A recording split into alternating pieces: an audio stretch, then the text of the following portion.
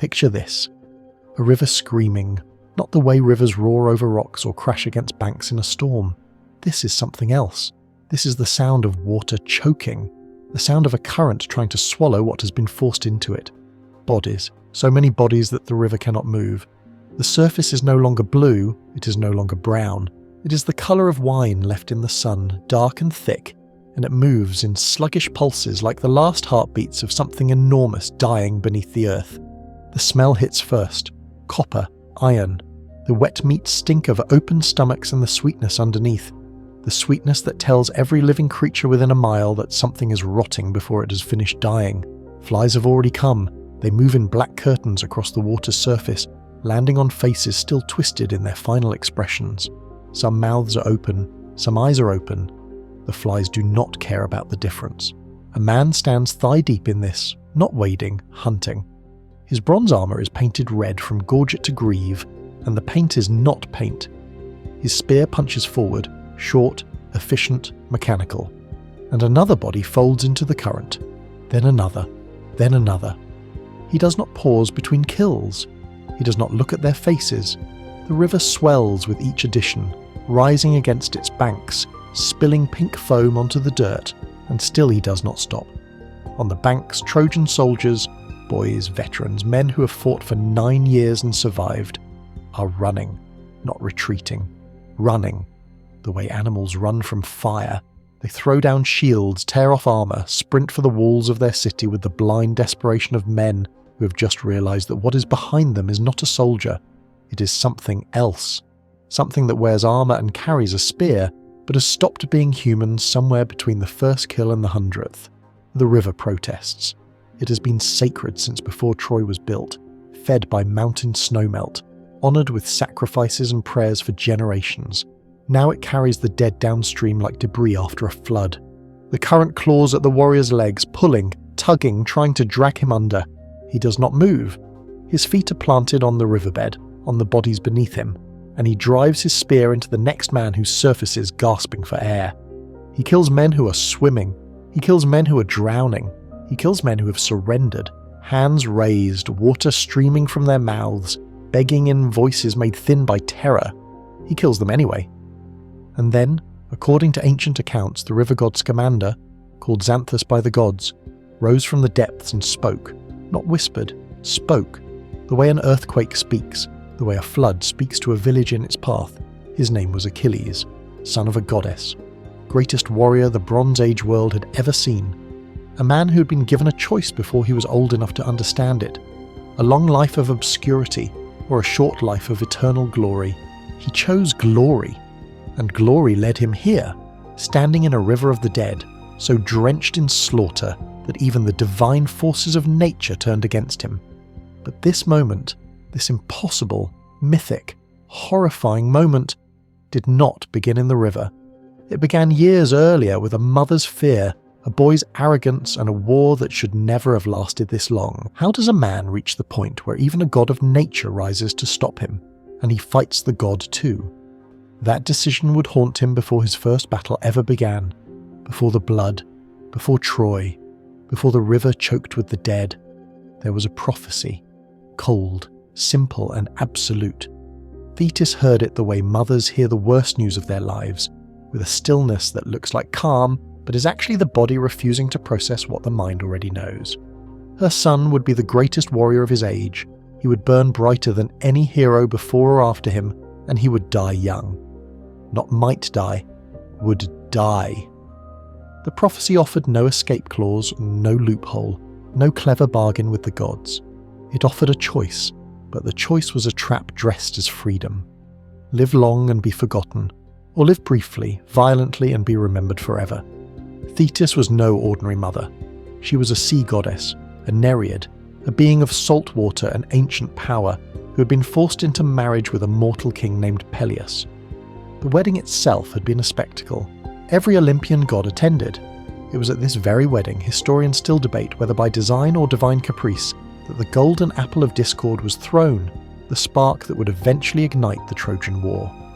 The celebration of his parents' union carried the seed of their son's destruction, and no one at the feast noticed the irony. The smell of sea brine clung to the halls of Peleus's palace in Thea, a coastal kingdom in Thessaly, where the winds carried salt from the Aegean and the winters turned stone floors into ice. It was here that Achilles grew, fast, impossibly fast, the way demigod children always grew in the old stories. By the time he could walk, he was outrunning the palace dogs. By the time he could hold a wooden sword, he was breaking the arms of boys twice his age in sparring. Thetis watched all of it with the particular horror of someone who knows exactly what excellence leads to. Every display of strength, every feat of speed, every moment of breathtaking natural talent was another step toward the grave she could already see waiting. She did what any divine mother would do. She tried to cheat. According to ancient accounts, she dipped the infant Achilles into the river Styx, the boundary between the living world and the dead, holding him by the heel as the black water closed over his skin. Where the water touched, flesh became something other than flesh. Not quite invulnerable, not quite mortal, something in between that would turn aside bronze points and shrug off sword edges everywhere except the one place her fingers had gripped. One heel, one small patch of ordinary human skin on an otherwise impossible body. But protection from weapons could not protect him from fate. And fate had already chosen its instrument. Glory, the one addiction no warrior can resist once he has tasted it.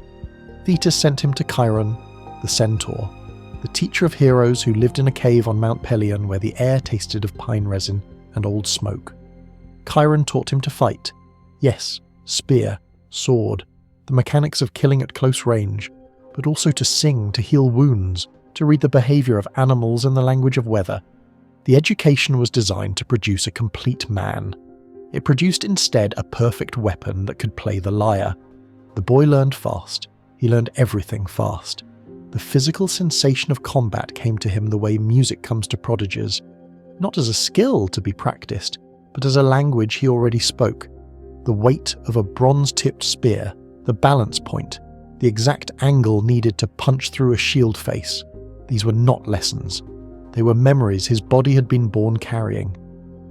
And then the war came calling.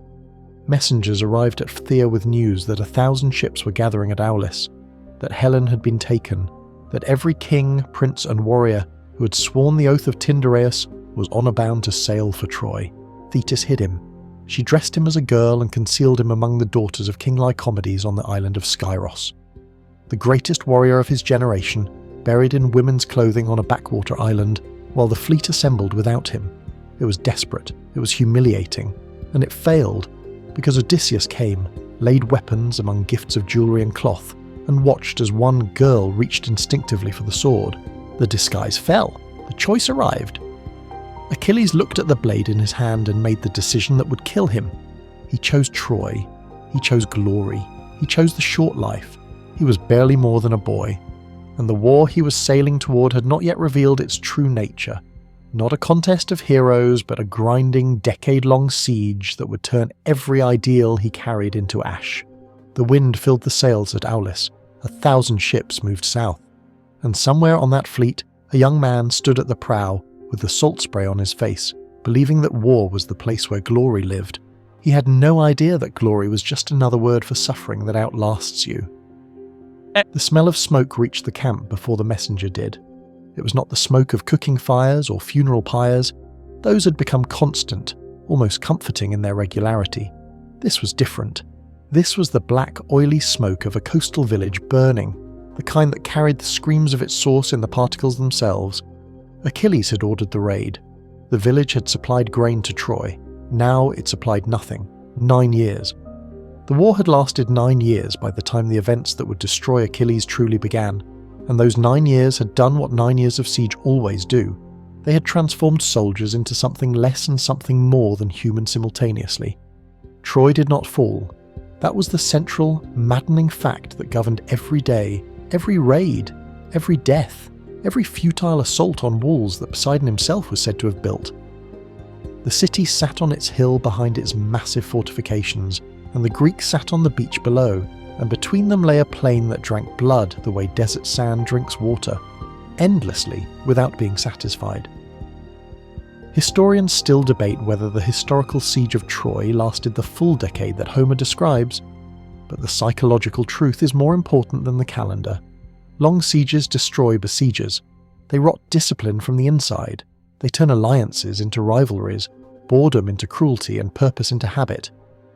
The men who had sailed from Aulis with songs on their lips and glory in their hearts were not the same men who squatted in their shelters by the 9th year, sharpening bronze out of routine rather than readiness.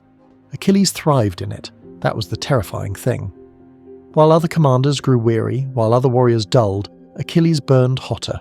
He raided 23 cities around the Troad during those 9 years, stripped them of wealth, women, and whatever resistance they could muster. The raids served strategic purposes, cutting Troy's supply lines and gathering resources for the Greek camp. But they also served Achilles. Each raid was a fix, each victory a confirmation of what the prophecy had promised. He was the best. Everyone knew it. The Trojans knew it. They would not come out to fight in force when his banner was on the field. His own allies knew it, and that knowledge cut both ways. Agamemnon, king of Mycenae, commander of the Greek forces, watched Achilles' growing reputation with the specific anxiety of a man whose authority depends on being the most important person in the room. The physical toll of 9 years was written on every body in the camp. Armour that had once gleamed now carried the green patina of salt air and neglect. Muscles that had been young and elastic were now ropey and scarred. The taste of the camp was salt and ash, salt from the sea that bounded them on one side, ash from the fires that never stopped burning.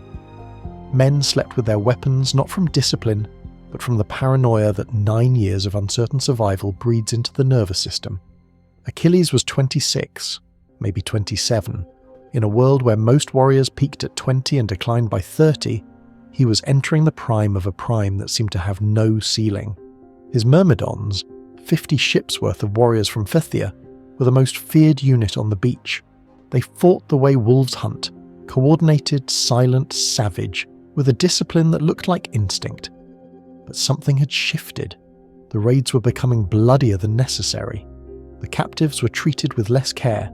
The celebrations after victory were louder but emptier, the way laughter sounds when it's covering something neither the laugher nor the listener wants to name. According to ancient accounts, Achilles took Briseis during one of these raids, a woman of noble birth from the city of Lyrnessus, captured after he killed her husband and brothers in a single afternoon. She entered his tent as spoils of war and became something more complicated. Not a wife, not exactly a slave, something the Greek language had words for but the heart did not.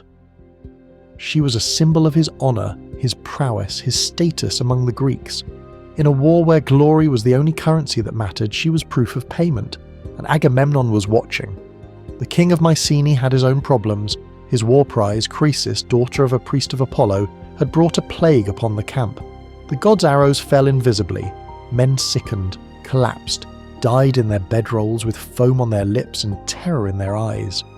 The camp stank of disease, and the pyres burned day and night, columns of greasy smoke rising into a sky that offered no answers. Agamemnon would have to give Chryseis back. The seer Calchas had made that clear. But a king does not simply lose a prize and accept the diminishment. A king takes something else to fill the gap. His eyes turned to Achilles' tent, to Briseis, and the war that had been slowly killing everyone on that beach was about to find a new way to destroy them. Not through Trojan spears, but through the collision of two men whose pride could not occupy the same stretch of sand. The Greeks' greatest weapon was about to become their greatest threat. That decision would haunt him before sunrise. The assembly was public. That was what made it unforgivable, not the theft. Warriors stole from each other constantly, quietly, in the small economies of camp life. But this was different. Agamemnon stood before the gathered Greek army and made his demand in full view of every king, captain, and common soldier on the beach. He would give back Chryseis to end the plague, but he would take Briseis from Achilles as compensation. The silence that followed was the silence of men who understood they were watching something break that could not be repaired. Achilles' hand went to his sword. Every account agrees on this detail. The physical, instinctive reach for the blade, the warrior's solution to an insult that words could not answer. Historians still debate whether it was Athena's divine intervention or his own tactical calculation that stopped him, but the result was the same. The sword stayed sheathed, the hand trembled, and the violence that should have ended the argument instead went underground, where it would metastasize into something far worse than a single killing. He spoke. According to ancient accounts, his words were acid. He called Agamemnon a drunk with the eyes of a dog and the heart of a deer. He called him a king who took the lion's share of every prize while fighting none of the battles. He said, and the entire army heard him say it, that Agamemnon had never once led a charge, never once risked his royal skin in the places where the spears actually fell. It was all true. That made it worse. Agamemnon's heralds came to Achilles' tent that evening. Briseis went with them. She went quietly, which was its own kind of devastation. A woman who had already lost her husband, her brothers, her city, now losing the only protection she had in a camp of 50,000 armed men. The air inside the tent afterward smelled of the perfumed oil she had used on the bedding, a ghost scent that would linger for days. Achilles did not weep publicly. He walked to the shoreline, alone, which was itself unprecedented for a man who was never without his myrmidons, and stood in the surf while the sun went down. The water was cold. The Aegean in that season cut through skin and settled in the bones with a dull, persistent ache. He called to his mother. Thetis rose from the sea the way she always did, sudden, shimmering, carrying the salt smell of depths that no mortal had seen. He told her everything, the insult, the theft, the public humiliation before the army he had carried on his back for 9 years, and he told her what he wanted, not revenge, something worse. He wanted the Greeks to lose. He wanted them broken, bleeding, pushed back to their ships with Trojan spears in their backs. He wanted Agamemnon on his knees, begging for the one man who could save them to come back to the field. Thetis went to Zeus. The king of the gods owed her a favour. She had once saved him from a divine rebellion, and she called it in with a mother's ruthless precision. Make the Trojans win. Make the Greeks suffer. Make them remember what happens when they dishonour my son, Zeus agreed. The scales of the war tipped, and Achilles withdrew. He pulled his myrmidons from the fighting line, retired to his tent compound at the far end of the camp, and settled in to watch. His own allies, men who had fought beside him, bled beside him, shared food and fire with him for 9 years, were now going to die in greater numbers, and he was choosing to let it happen. This was not a tactical decision. This was not a negotiation strategy. This was rage elevated to policy, pride weaponized into a killing instrument aimed not at the enemy, but at his own people. Every Greek soldier who fell from this moment forward was a message. Every funeral pyre was a letter written in flesh and addressed to Agamemnon. The camp felt his absence immediately, not just militarily, though that was catastrophic enough, but psychologically. Achilles was the anchor of Greek morale. His presence on the field made ordinary men fight beyond their capacity. His absence made them remember that they were mortal, that the walls of Troy were still standing, that they were very far from home. The Trojans noticed too. Within days, Hector, Prince of Troy, eldest son of Priam, the best warrior on the Trojan side, began pushing forward. Sorties became assaults. Assaults became sustained offensives. The Greeks, who had spent 9 years penning the Trojans behind their walls, were suddenly fighting for their own camp. The sound of Trojan war cries carried to Achilles' tent on the wind. The clash of bronze on bronze. The screams of men dying in positions they should never have been forced to hold. He heard all of it. He did not move. The sweat on his hands was not from fear or effort. It was from the particular tension of a man holding himself still while every instinct demands action. His jaw ached from clenching. His spear leaned against the tent post, unused, gathering dust. He was winning his private war with Agamemnon. The cost was being paid in other men's blood, and with each passing day the price climbed higher, and the possibility of returning without losing face grew smaller. He had trapped himself inside his own rage, and the trap was about to get worse. While the Spartans and Argives bled on the plain, Achilles sat in his tent and played the lyre. That detail, preserved across the tradition, is perhaps the most disturbing image in the entire Iliad. Not a man pacing in frustrated rage, not a warrior sharpening his weapons in anticipation. A man singing, playing music, entertaining himself with songs of heroes' glory while the real glory was being written in the blood of his companions 2 miles away. The lyre had been taken from the sack of Eetion's city. It was a beautiful instrument, inlaid with silver, and its sound carried through the tent walls in the quiet hours when the wind shifted. Patroclus sat nearby, always nearby, and listened without speaking.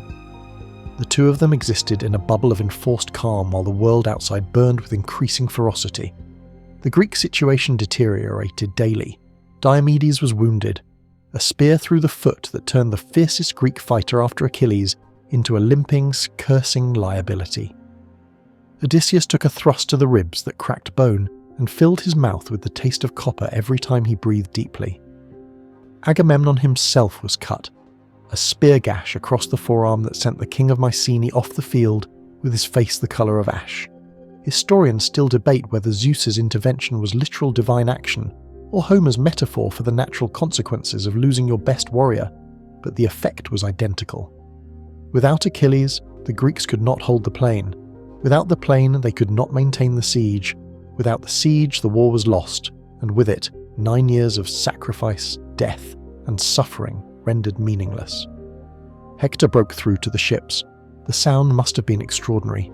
The crash of Trojan assault troops against the timber hulls of beached Greek vessels, the splintering of wood, the roar of fire as torches were hurled onto tarred decks. Black smoke rolled across the camp in waves.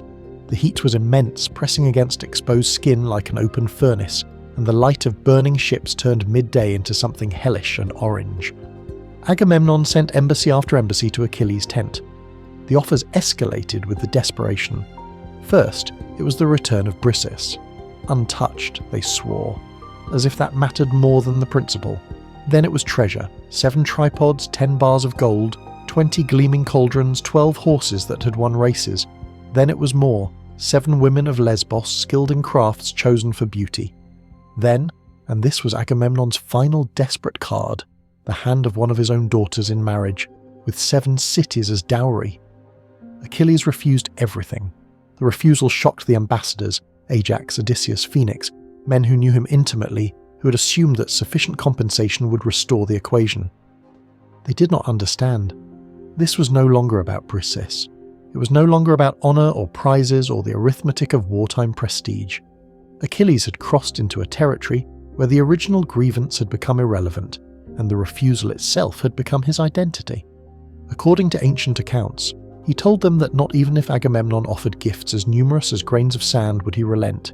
He said, and this was the knife, that he was considering leaving entirely, sailing home to Phthia, choosing the long life, abandoning Troy and the war and the prophecy and all of it. He was lying. Everyone in that tent knew he was lying. Achilles could no more leave Troy than a fire could choose not to burn, but the lie served its purpose. It sent the ambassadors back with the message that not only would Achilles not fight, he might vanish altogether, taking his myrmidons and his godlike presence out of the war permanently. The Greeks spent that night listening to the ships burn. Patroclus could not sleep. He moved through the camp in the dark, stepping over wounded men laid out on cloaks, hearing the sounds that wounded men make when they think no one is listening, the small, private sounds of pain that pride suppresses in daylight. The smell was overwhelming. Blood and smoke and the sour reek of infected wounds, a combination that settled in the throat and refused to leave. He returned to the tent. Achilles was still awake, staring at the tent ceiling with the focused emptiness of a man who is committed to a course of action and is beginning to suspect it may be monstrous. "They're dying," Patroclus said. The words were simple. The weight behind them was not. Achilles said nothing, but something had shifted in the dynamic of that tent. The rage that had sustained Achilles for weeks was beginning to produce diminishing returns. Each new Greek defeat brought less satisfaction, not more. Each new report of the wounded and the dead landed with slightly more force on whatever remained of his conscience. He would not fight. That much was settled. His pride had calcified into something structural, load-bearing. Remove it and the entire architecture of his identity would collapse. But he had not yet considered the possibility that someone else might fight in his place, that someone might borrow his armour, his banner, his name, and pay the price that Achilles himself was refusing to pay. That possibility was sitting 3 feet away from him, waiting for the courage to ask. The smell of burning timber had become constant, a background taste that coated the tongue and turned every breath into a reminder that Troy was winning. Patroclus wept. That detail matters. In a culture that celebrated martial composure, that treated emotional display among warriors as a sign of weakness or femininity, Patroclus, a trained fighter, a veteran of 9 years of siege warfare, stood before Achilles and cried, not quietly, the kind of weeping that twists the face and makes the chest heave and turns words into broken, gasping fragments. Achilles watched him, and according to ancient accounts, his first response was not sympathy. It was mockery. He compared Patroclus to a little girl clinging to her mother's dress, begging to be picked up. The cruelty was reflexive, the defense mechanism of a man who senses he's about to be asked for something he cannot refuse without destroying the only person whose opinion still reaches him. Patroclus made his case through the tears. The Greeks were broken, the ships were burning, every great fighter was wounded or exhausted, the Trojans were inside the camp perimeter. If something did not change, within hours the entire expedition would be destroyed, and with it, every life spent, every year sacrificed, every death endured over the past decade. He did not ask Achilles to fight. He knew better. Instead, he asked for the armor. "Let me wear it," he said. "Let the Trojans see the bronze and the crest and believe it is you. The sight alone might break their momentum. The fear of your name might do what 10,000 Greek spears could not." Historians still debate whether Achilles agreed out of genuine tactical calculation, or because he could not bear watching Patroclus suffer, and this was the compromise that let him maintain his withdrawal while still acting.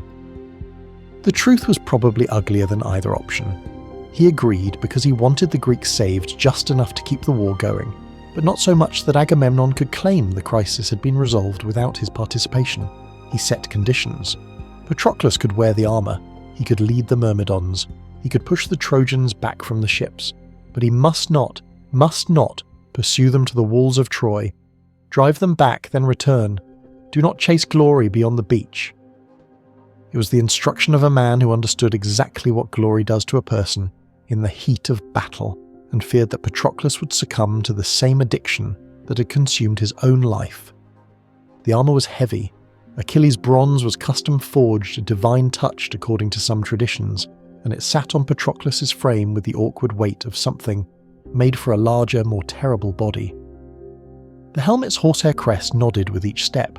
The shield, massive, layered, pulled at shoulder muscles unaccustomed to its specific demands. But when Patroclus emerged from the tent, the Myrmidons roared. The sound was physical, a wall of noise that pressed against the eardrums and vibrated in the sternum. 50 ships worth of warriors who had been idle for weeks, seething with frustrated energy, suddenly unleashed. They formed up with a speed that terrified the watching Greeks almost as much as it terrified the Trojans. Patroclus charged. The impact was devastating. The Trojans, who had been pressing forward with the confidence of men who believed Achilles was absent, suddenly saw the armor, the crest, the Myrmidons in formation.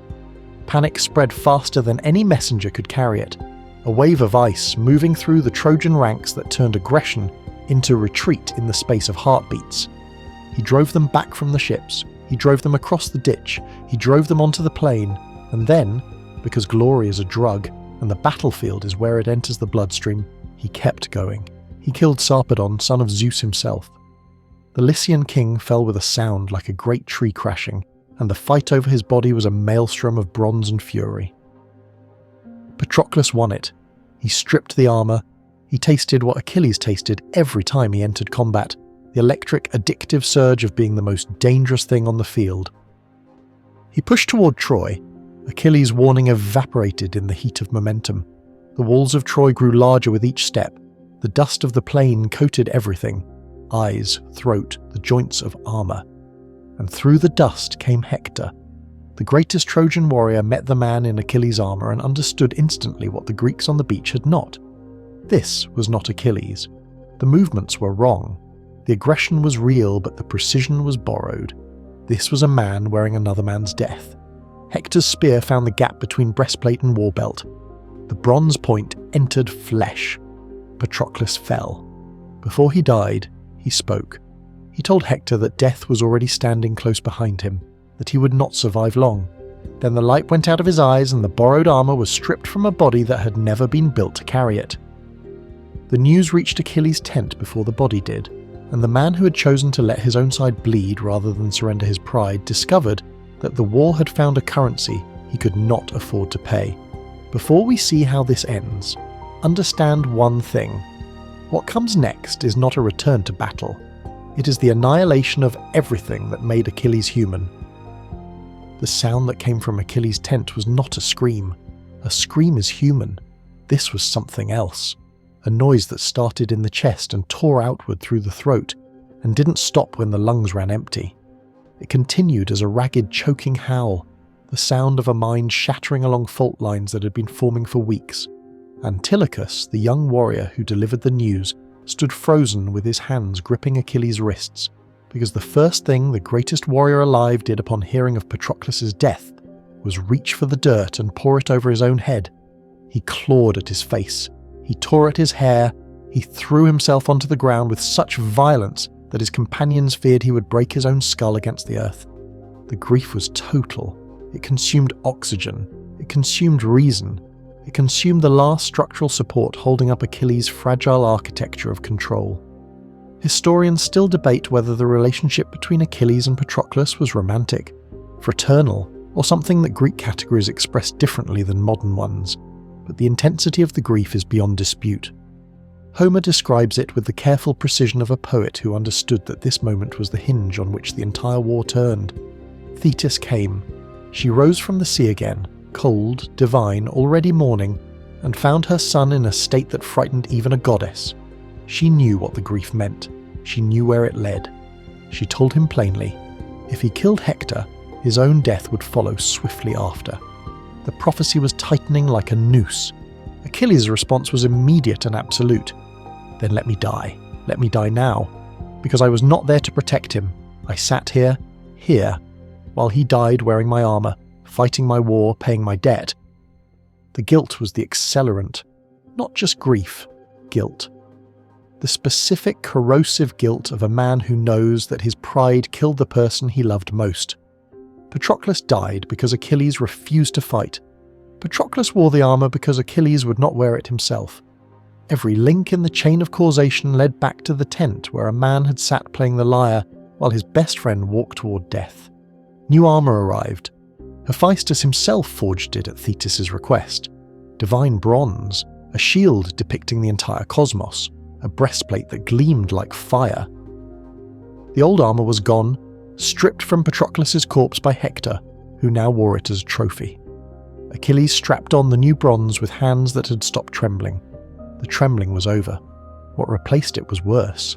A stillness, a mechanical calm that had nothing to do with peace, and everything to do with a man who has moved beyond the place where emotions affect motor function. He did not eat. He refused food, refused water, refused the basic maintenance that keeps a human body operational. The divine Aeca in his blood, the gift of his mother's divinity, sustained him where mortal biology would have failed. He was running on something beyond metabolism, something that burned hotter and cleaner than food could fuel. The reconciliation with Agamemnon was perfunctory. Briseis was returned. Treasure was offered. Achilles barely looked at any of it. The prizes that had meant everything weeks ago now meant nothing. The entire economy of honour that had governed his withdrawal had been rendered bankrupt by a single death. Agamemnon stood before the assembled army and made his apologies, and Achilles' eyes looked through him the way light passes through glass, registering the presence without being affected by it. Then he walked onto the plain. The Trojans saw him coming, and the response was physiological. Men who had been winning for days, who had touched the Greek ships, who had tasted the victory that 9 years of resistance had denied them, saw the new armour catch the sunlight and felt their bowels loosen. The confidence that Hector had built through weeks of grinding offensive evaporated in seconds. Achilles did not fight the way he had fought before. Before Patroclus, he had been brilliant, fast, precise, economical, a virtuoso of violence who killed with the elegant efficiency of a master at his craft. That man was gone. What walked onto the plain at Troy was something cruder and more terrifying. He killed without selection. He killed men who fought him, and men who ran from him, and men who dropped their weapons and raised their hands. The spear punched through shields, through armour, through the bodies behind the armour with a mechanical rhythm that had no variation and no pause. The dust of the plain rose in clouds that turned the air brown and gritty. The sun pressed down through the haze with a pressure that felt personal, hostile. The ground underfoot turned slippery, not with mud, but with what men leave behind when bronze opens them from throat to groin. He drove them toward the river, and the river was waiting. The Scamander caught them like a net. The Trojans fled toward the river the way panicked animals flee toward water, instinctively, mindlessly seeking the barrier that might slow the thing behind them. They poured down the banks in a cascade of bronze and terror, splashing into the current, stumbling over the rocky bed, fighting the water and each other in the desperate arithmetic of men who know that not everyone will make it across. Achilles followed them in. The cold hit first.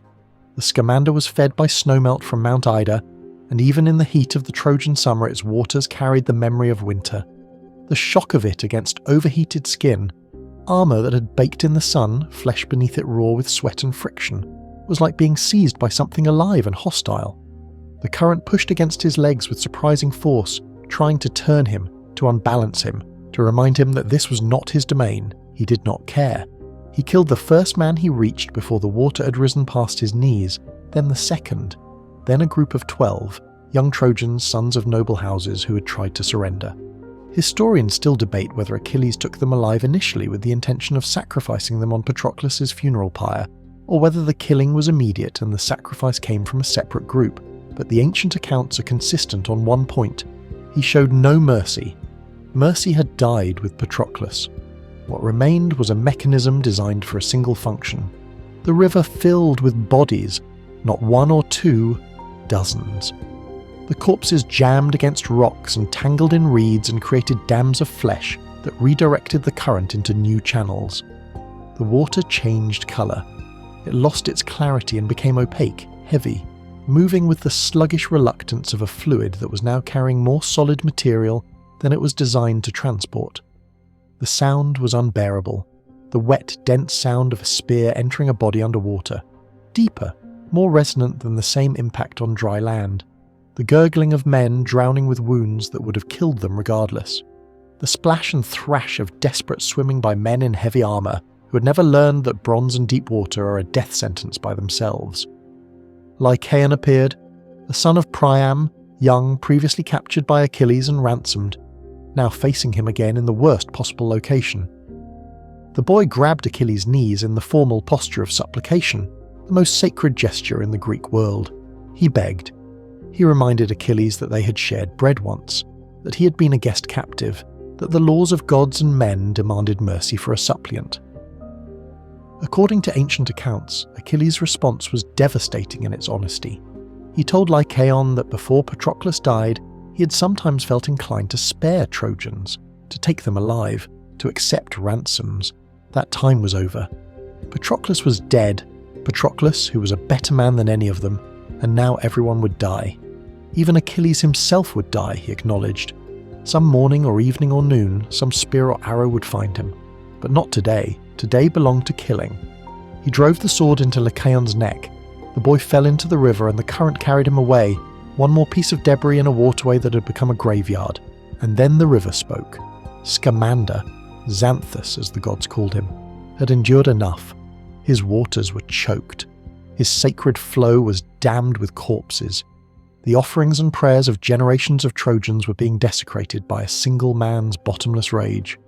The god rose from his own depths with a roar that turned the water white. The flood came from everywhere at once. Not a gradual swell, but an explosive surge. Walls of water that smashed against Achilles' legs and chest with the force of cavalry charges. Uprooted trees tumbled in the current like battering rams. The riverbed heaved beneath his feet as the god redirected his entire flow toward one target. The water tasted of silt and iron and something older, something that predated human memory. Achilles ran. For the first time in the entire war, the greatest warrior alive turned and ran. Not from a man, not from an army, but from the earth itself trying to swallow him. The flood pursued him across the plain, overtopping banks, swallowing fields, turning solid ground into sucking mud that grabbed at his divine greaves and tried to pull him under. He screamed for help. He called to Zeus, to Athena, to anyone in the sky who might hear a demigod drowning in the rage of a river he had filled with the dead. The water closed over his head.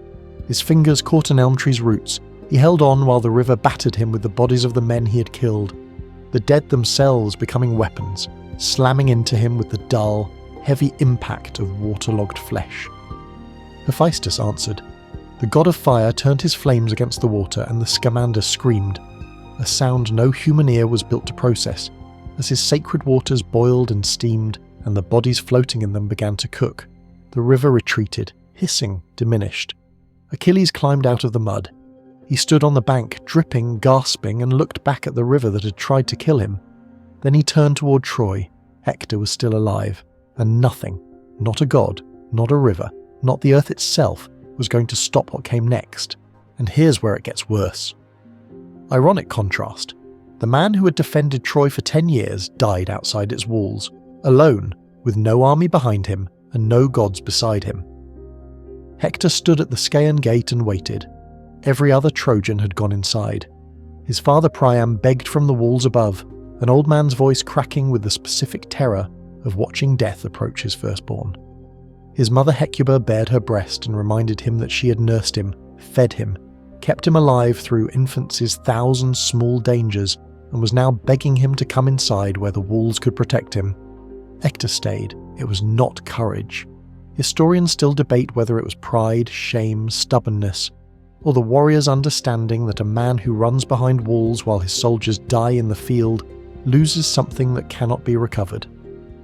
He had ignored the advice of Polydamas, the cautious counsellor who had urged retreat when Achilles' return was announced. He had kept the Trojan army on the plain when wisdom demanded withdrawal. The dead from that decision were still warm. To run now would confirm that every death was his fault. So he stood. The sun was brutal, pressing down on his bronze helmet with physical weight. Sweat traced lines through the dust on his face. His shield arm ached, the deep, bone-level ache of muscles that had been holding weight for too long. He watched the dust cloud on the plain and tried to make himself believe that what was coming was a man and not something worse. Then Achilles appeared, moving fast. The new armour caught the light and threw it back in blinding flashes. Chest, shoulders, greaves, the massive shield depicting oceans and cities and stars. He looked like a god of war given physical form, and the sight of him broke something in Hector's chest that willpower could not repair. Hector ran, the greatest Trojan warrior, the defender of the city, the man who had killed Patroclus and stripped his armour and worn it as a trophy, turned and sprinted along the base of Troy's walls like a rabbit fleeing a hawk. The people on the walls watched. Priam watched. Hecuba watched. The entire population of Troy lined the battlements and witnessed their champion running in naked terror from a single man. They circled the city 3 times. 3 complete circuits of Troy's massive walls, past the hot springs where the women used to wash their laundry in peacetime, past the fig tree that had stood since before the war, past the watchtowers where archers could have fired but did not, because the 2 men were moving too fast and too close together for any arrow to discriminate between them. Achilles ran the way wolves run, patient, relentless, conserving energy while the prey exhausted itself in desperate sprinting. Hector ran the way hunted animals run, in bursts of speed fueled by adrenaline that burned hotter and shorter each time. The gap between them shrank incrementally. Each circuit brought Achilles closer. The end came through deception. Athena appeared to Hector in the form of his brother Deiphobus, standing beside him, offering to face Achilles together. The relief on Hector's face must have been visible even from the walls, the sudden release of a man who believes he is no longer alone. He stopped running. He turned. He set his feet and raised his spear with the form and discipline of a warrior who has trained his entire life for exactly this moment. He threw. The spear flew straight and struck Achilles' shield and bounced away, ringing. Hector turned to Deiphobus for the second spear. There was no one there. The understanding arrived like a physical blow. The gods had tricked him. He was alone. He had stopped running and now could not start again because Achilles was already inside throwing range, with the weight of divine armour and inhuman rage behind every movement. According to ancient accounts, Hector spoke his final resolution aloud. He would not die without a fight. He would not die without giving future generations something to sing about. He drew his sword, the only weapon left, and charged. Achilles knew the armour Hector wore. He knew it intimately, every joint, every gap, every place where bronze met leather and left flesh exposed. It was his own armour, stripped from Patroclus' body. He knew exactly where the collarbone gap was. The spear found it with the precision of a key entering a lock. Hector fell. The dust of Troy puffed up around him as his body hit the ground. The spear had missed the windpipe, deliberately, some accounts suggest, allowing him to speak. His dying words were a plea: "Return my body to my father for proper burial. Do not let the dogs eat me. Grant me this one mercy." Achilles refused.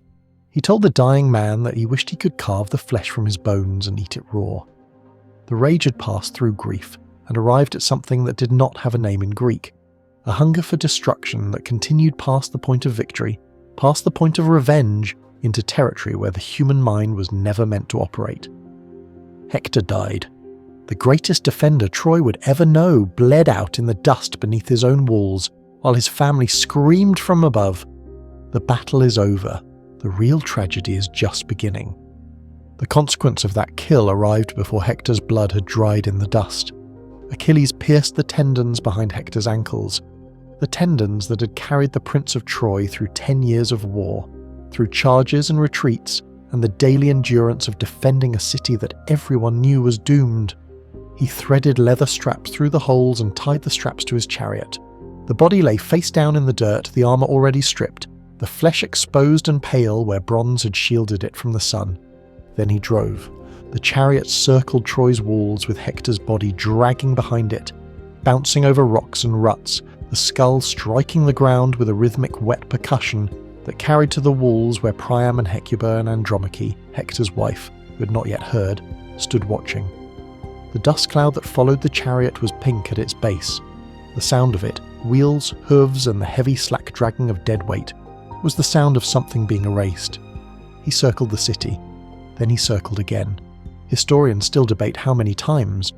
Homer says 3 circuits after the killing, but the tradition varies, and the number matters less than the meaning. This was not warfare. This was not revenge. This was desecration of a kind that violated every code the Greek world held sacred. The dead were owed respect. The dead were owed burial.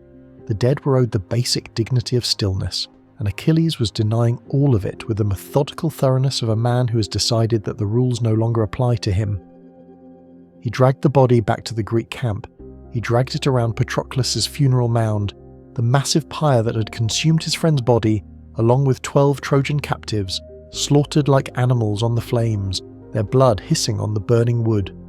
The smell of that pyre lingered for days, charred meat and hair, and the particular sweetness of human fat rendering in extreme heat.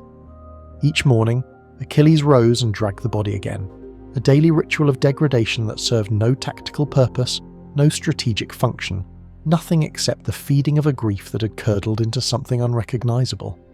The other Greeks watched with the uncomfortable silence of men who understand they are seeing someone cross a line that cannot be uncrossed.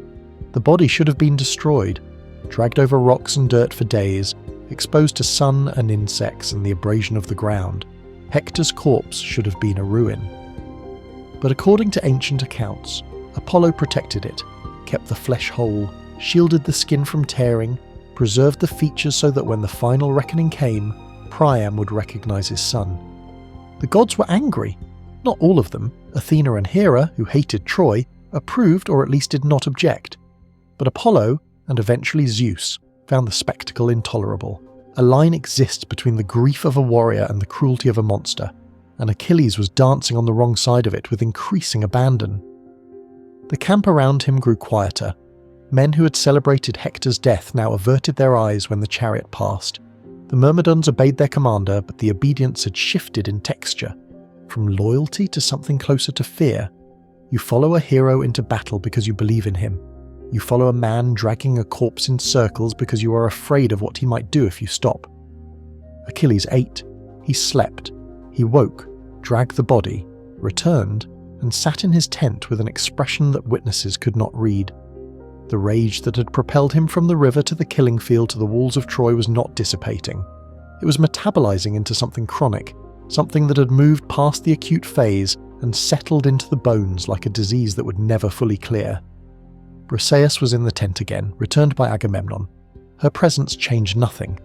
The prize that had started the catastrophe, The woman whose seizure had triggered the withdrawal that had caused the desperation that had sent Patroclus to his death was back where she started, and the restoration was meaningless. You cannot unbreak a thing by returning the pieces to their original positions. Patroclus was dead. Hector was dead. The war was effectively won. Troy would fall, everyone knew it. The only question was when and how. And Achilles sat in the ruins of his own humanity, surrounded by treasure and trophies and the deference of an entire army, and felt nothing. The numbness was the worst part. Not the rage, not the grief, not the guilt. Those at least had the architecture of human emotion. The numbness was the void that follows when all three burn out simultaneously, leaving a man who can function perfectly, eat, speak, command, kill, while being fundamentally absent from his own experience. He was becoming what he had always been destined to become, a weapon. And weapons do not grieve. Weapons do not feel guilt. Weapons are used and maintained and eventually broken, and no one mourns the breaking of a tool. But someone was coming who would remind him, one final time, what it meant to be human. The smell of the enemy camp reached Priam before the firelight did. Smoke, roasting meat, the salt tang of the sea, and underneath it all the faint sweetness of death that permeated everything within a mile of Troy's killing fields. He came alone, an old man, a king, walking through the darkness into the heart of the Greek encampment with a cart loaded with ransom, gold, woven fabrics, tripods, cups, 12 robes, 12 cloaks, as many blankets, as much silver and as many talents of gold as his trembling arms had allowed his servants to load. The guards did not see him. Hermes, according to ancient accounts, guided him through the lines with divine invisibility. But the human truth beneath the mythic details is starker. An old man walked into the camp of 50,000 enemies because his son's body was being dragged through the dirt every morning, and he could no longer endure it. Priam entered Achilles' tent. No announcement, no herald. One moment the tent held a killer sitting alone with his thoughts, and the next moment the father of the man he had killed was kneeling at his feet, pressing his lips to the hands that had driven the spear through Hector's throat. Historians still debate whether this scene, the most emotionally devastating in all of ancient literature, was based on an actual tradition of ransom negotiation, or was Homer's invention. The question is academic. What matters is what happened to Achilles when those old, shaking lips touched his knuckles. Priam spoke. He asked Achilles to think of his own father, Peleus, old, far away, waiting for a son who would never come home. He said that Peleus at least had hope. Peleus could imagine his son alive and returning. But Priam had watched his greatest son die from the city walls, had watched the body dragged and desecrated, had endured the particular torture of knowing exactly where his child's corpse lay and being unable to reach it. The physical sensation in that tent must have been suffocating. The closeness of the space, the smell of old man's fear and grief, the lamplight making shadows jump on canvas walls, and between the two men a silence that grew heavier with each heartbeat. Achilles wept. For the first time since the initial explosion of grief over Patroclus, he wept. Not with the howling fury of before, but with something quieter and more devastating. He wept for Patroclus. He wept for his own father, who would indeed receive the news of his death and have no body to bury. He wept for Priam, who was enduring something no human being should have to endure. And perhaps, though no account says this directly, he wept for himself, for the thing he had become, for the boy who had stood on the prow of a ship tasting sea spray and believing that war was where glory lived. He took Priam's hands and gently moved the old man away from his knees. He ordered his servants to wash and anoint Hector's body out of Priam's sight, because he feared that if Priam saw the condition of the corpse, the old king's grief would turn to rage, and Achilles' own fragile restraint might not survive the provocation. The body was prepared, wrapped in clean linen, placed on the cart. Achilles promised 11 days of truce for the funeral rites, 11 days in which no Greek spear would threaten Troy while they mourned their champion. According to ancient accounts, they shared a meal. Killer and father, the man who had destroyed Troy's hope and the man whose hope had been destroyed. They ate together in a silence that was not hostile but was not peaceful either. It was the silence of two men who have both seen the same abyss and recognized each other's faces in the dark. Priam slept in the tent that night. Achilles slept beside Briseis, not in passion, but in the exhausted collapse of a man who has been operating beyond the limits of human endurance for weeks. The night was quiet. The camp was quiet. Even the sea, according to the tradition, was still. In the morning, Priam left with his son's body. The old man drove the cart back to Troy in the grey light of pre-dawn, and the gates opened, and the city swallowed its grief behind walls that would not stand much longer. Achilles watched him go. He stood at the edge of the camp and watched the cart diminish into the distance, and whatever had passed between them in the night, that impossible, fragile, temporary moment of shared humanity, receded with it. The truce would end, the war would resume, and the prophecy that had governed his entire existence was counting down its final days. He had given Hector back. He had wept with an enemy. He had remembered briefly what it felt like to be something other than a weapon. It would not save him. Nothing could save him now. The sensory shift was subtle. Where the camp had hummed with post-battle energy for weeks, a new quiet settled after Priam's departure. The exhausted silence of men who know the war is almost over but cannot remember what peace sounds like. The 11 days passed. Troy burned its hero. The smoke from Hector's pyre rose straight into a windless sky, a grey column that the Greeks watched from their camp with the uneasy respect of men who understood that they were watching the funeral of the only thing standing between them and victory. The war resumed, and Achilles fought on, killing with the same mechanical proficiency, driving the Trojans back, pushing toward the walls with the relentless pressure of a force that knows its time is limited and wastes none of it. He killed Penthesilea, the Amazon queen who came to Troy's defence, and according to ancient accounts, looked into her dying eyes and felt something, grief, attraction, recognition, that made him pause for the first time since the river. Historians still debate whether that moment of hesitation was the beginning of the end, or whether the end had been written since the day he chose the short life. The answer is the same. The arrow was already on its way. Paris drew the bow.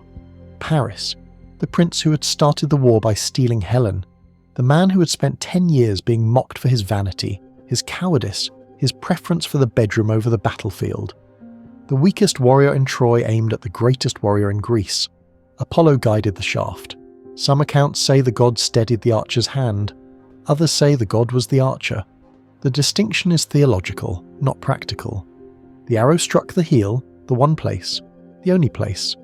The small patch of mortal skin where Thetis's fingers had gripped her infant son while the waters of the Styx closed over him.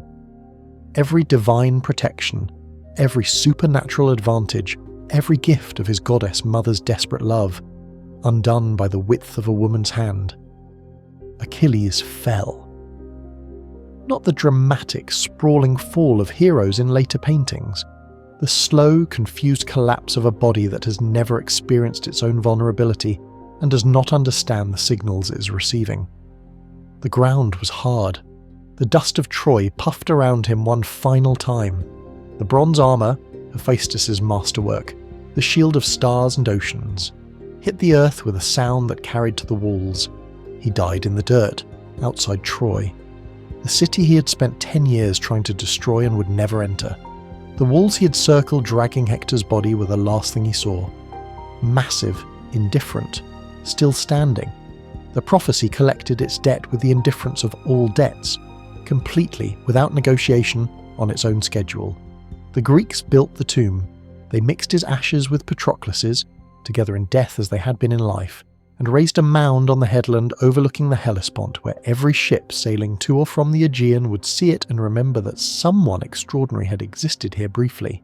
Troy fell afterward, not because of Achilles, but because of a wooden horse and Odysseus's cunning, the strategist's mind accomplishing what the warrior's body could not. The city burned. Priam was slaughtered at his own altar. Hector's infant son was thrown from the walls. Andromache was enslaved. The entire civilization that Achilles had spent a decade grinding against was erased in a single night of fire and screaming. He did not see it. He was already ash. The empire of memory he had purchased with his short life endured. His name passed from Homer's lips to the page to the centuries, surviving the fall of Greece itself, surviving Rome, surviving the dark ages that buried almost everything else. Alexander the Great slept with the Iliad under his pillow and wept at Achilles' tomb, envying a dead man's glory. But the man himself, the boy who chose the short life, the warrior who sat out a battle over a stolen woman, the lover who failed to protect the person who mattered most, the killer who filled a river with corpses and fought a god and dragged a hero's body through the dust and then wept with an old man in a tent, that man was gone. Achilles died in the dirt outside Troy. The story survived. The songs survived. The glory he traded his life for echoed through 3,000 years of human memory. The man did not. History remembers the victory, it forgot the price.